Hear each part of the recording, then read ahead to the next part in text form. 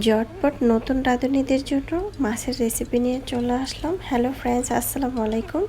আজকে রেসিপিতে স্বাগতম জানাচ্ছি। প্রথমে একটি প্যানের মধ্যে তেল দিয়েছি 3 চামচ। তেলের মধ্যে দিয়ে দিলাম আস্ত জিরা হাফ চামচ, আর দিয়ে দিলাম পেঁয়াজ কুচি, কাঁচামরিচ কুচি। এগুলো একটু ভাজার পরে দিয়ে দিব আদা বাটা, রসুন বাটা হাফ চামচ।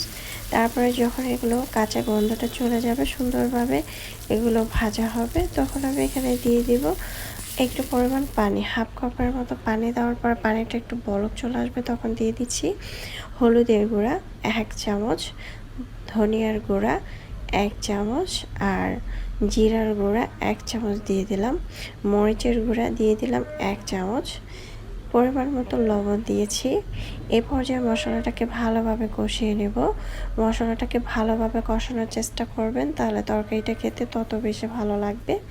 মশলা যখন এরকম তেল ভেসে উঠবে, তখন আমি এখানে দিয়ে দিচ্ছি আবারও পানি। এখানে আমি 1 কাপের মতো পানি দিয়েছি।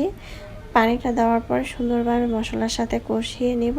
যখন মশলাটা কষানো হবে, এরকম বলক চলে আসবে, তখন দিয়ে দিচ্ছি আলু। আগে থেকে আলুটাকে আমি হালকা লবণ হলুদ দিয়ে ভাপ দিয়ে নিয়েছি, গোল গোল করে কেটে নিয়েছি।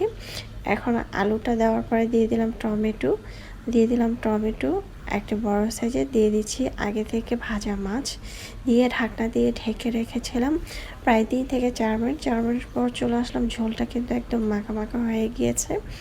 এ পর্যায়ে দিয়ে দিচ্ছি আরও 2টি কাঁচামরিচ আর ধনেপাতা কুচি। যদি ঝোল রাখতে চান, সেক্ষেত্রে এ পর্যায়ে চুলার আঁচ বন্ধ করে দিতে হবে।